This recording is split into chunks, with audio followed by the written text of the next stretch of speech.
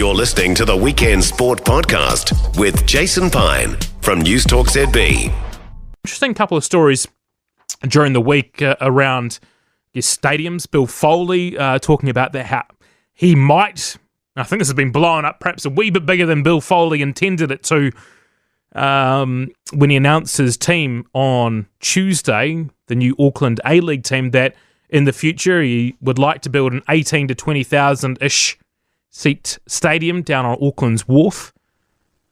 That seemed to be the main focal point of the announcement as it was. But an interesting week for stadiums, and there's the ongoing discussion around Eden Park in Auckland and where that fits in. But also, how long have we been talking about how to get fans along to stadiums, get them to a position where they want to go and watch games, but also take part in a fan experience? Shane Harmon is the outgoing boss of Sky Stadium. He leaves his post in a few weeks' time, and he joins us now on Weekend Sport. Shane, good afternoon. Thanks for your time here on News Talk ZB. G'day, Elliott. What's the biggest change you've seen in your time as Sky Stadium boss? I think, well, if you go back to when the stadium first opened, before my time here, it was a different world. It was the dawn of pay TV and Sky, and obviously subscriptions have increased substantially over that period of time. Crowds for, say, for example, Super Rugby were much bigger, and NPC definitely. I mean, that was, we've seen a steady decline at all venues for NPC over that period of time. I think fans are looking for unique one-off experiences, and we're seeing a lot of success in those one-off events, like the concerts, the Freestyle Kings will have this weekend. The FIFA World Cup obviously was a sporting event, but was a unique event and was incredibly successful. But it is harder at the business as usual sport, the regular season sport, and that's where a lot of the focus needs to be on. Is that uniquely a New Zealand issue? Only turning up maybe for big events, and does that connect back into what you were saying before around perhaps the lack of games or teams and content that you're able to provide in a calendar year?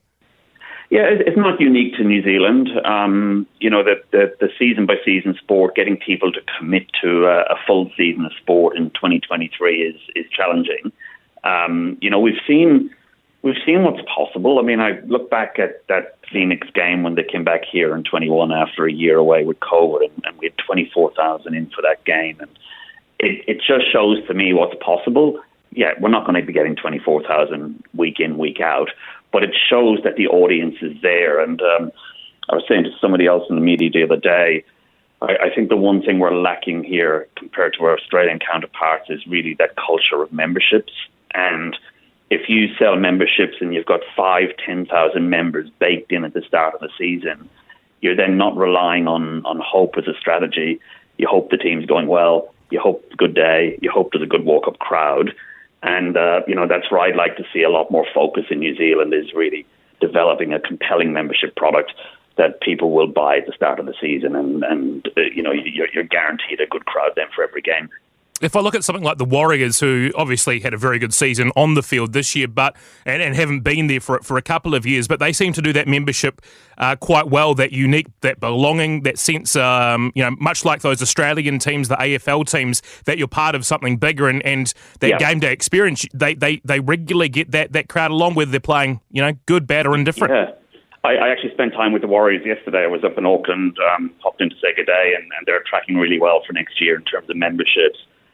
Impressive the number of new memberships they've signed up as well, and obviously that's coming off the back of a successful season. And even in Australia, those membership numbers do ebb and flow depending on how the team has gone that season. But if the Warriors hit 10 or 12,000 members, they've gone 40% to filling their venue for every game. So it's for me, membership it's an emotional transaction.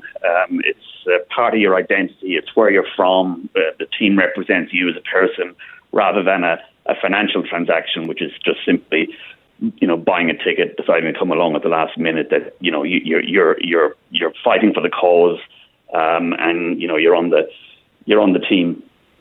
Do you try and spell that out to various sporting executives? As you try and and it's It's easier said than done because it is challenging. But with memberships, for a full season, you're asking them to commit to a season, but it doesn't necessarily mean that you have to create products that have all games attached to them. I think the success of the AFL and where their memberships have soared in recent years is creating 3 or 5 game products that people can pick and choose which games they want to come along to.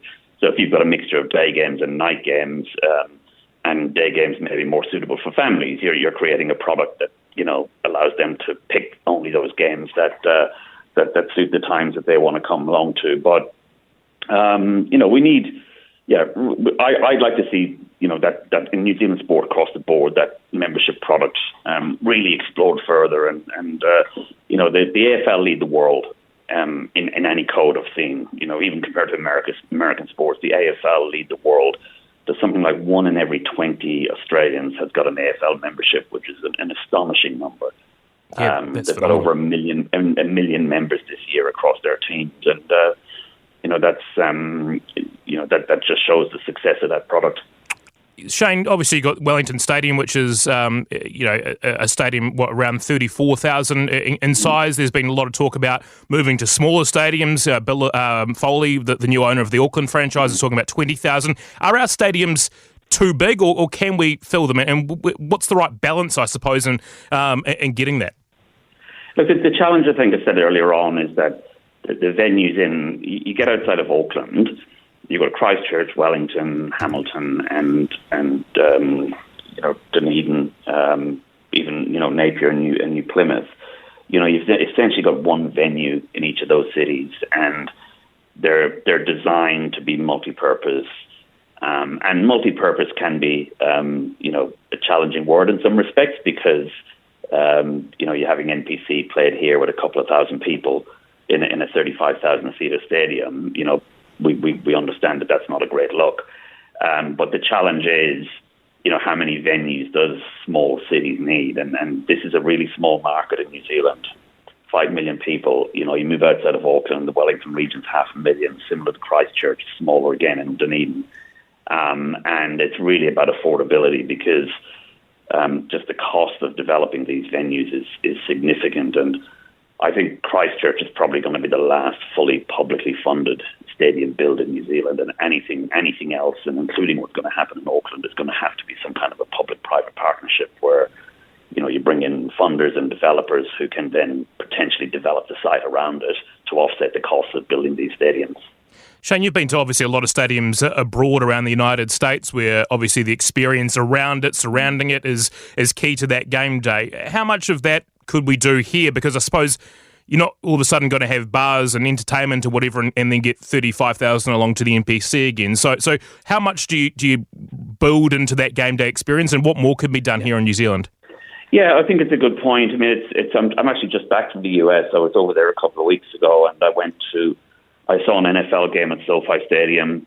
That's a $5.5 billion US stadium. I did a tour of Allegiant Stadium in Las Vegas, another $2 billion venue, both brand new.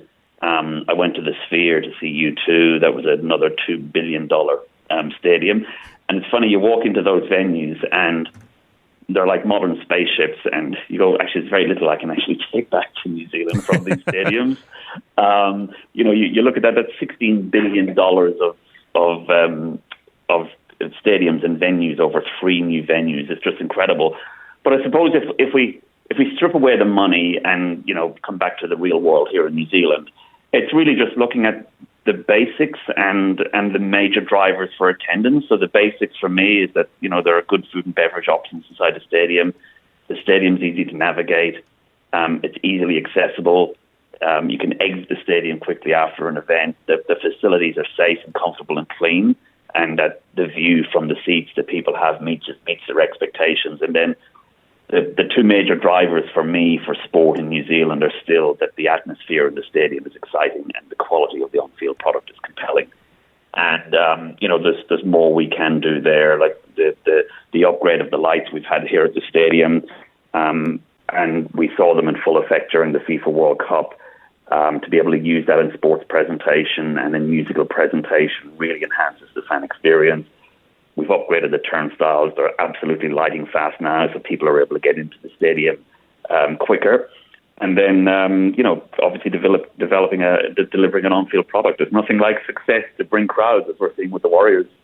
Yeah, certainly is. Shane, final question, and it's a big one as well. I started with a big picture question, but from your position at leaving Sky Stadium, where do you see New Zealand sport and New Zealand stadiums heading over the next 10 or so years?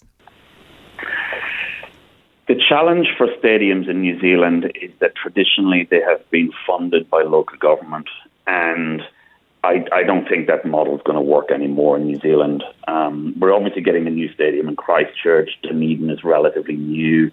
Obviously, chatter in Auckland about what's happening there, both in terms of a potential national stadium strategy and a smaller venue. Our venue is probably midway through its life, so it's got another couple of decades to run. And I don't think we're going to be able to see new venues without a national stadium strategy, which will involve government and public-private partnerships. So you're looking at these sites and you're not looking at purely to develop a venue. You're looking at what do you build around it? What does it look? Is it an entertainment precinct? Are there hotels, retail, etc., to try and offset the cost of those venues? I'm an optimistic, very optimistic on football. For example, I think the addition of the A-League team in Auckland is very good for the Phoenix. I still think football is the world game and has still got tremendous potential. We're fortunate in Wellington to have currently the only professional football teams in Oceania, and I'd love to see bigger crowds there. I think Super Rugby, will hopefully draw bigger crowds as well. We did well with the Chiefs and the Crusaders last year. We had 16 and 17,000 for both of those games. There are good attendances in 2023, and long may that continue. The challenge will be major events. Like we've had an absolute plethora of World Cups. The next major World Cup, I believe, is probably the T20 Cricket World Cup for men in 2028. So with a new government in place, I'd like to see a well-funded New Zealand major events that we can continue to attract major events to New Zealand. It's an interesting time. Shane, all the best for what's next after you leave your post, and look forward to catching up again soon. Thanks, Elliott. Shane Harmon joining us on News Talk ZB, the outgoing boss of Sky Stadium, talking about stadiums and interesting thoughts there around where we're at with stadiums in New Zealand. As I said at the top of the interview, Bill Foley looking to build potentially, and I think potentially is the big word here, knowing how Auckland stadium discussions have gone in the past, 18 to 20,000 in the Wharf. We've got the Christchurch Stadium, which is being built currently. As Shane said there, perhaps the Sky Stadium is about halfway through its useful life, so it might have another 20 years or thereabouts in it before it needs significant upgrades or some form of change there. But in terms of the stadiums in New Zealand, why can't we get this right? What are the big issues?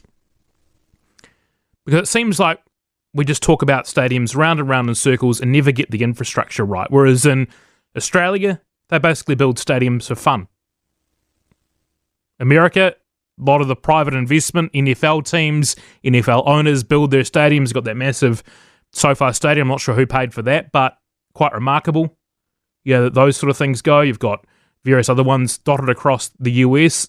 Is the future of New Zealand stadiums basically getting billionaires to pay for them? Is that the only way we're going to get things done around here? Because seemingly putting in the hands of councils, local government, central government seems a recipe for things to become an absolute mess.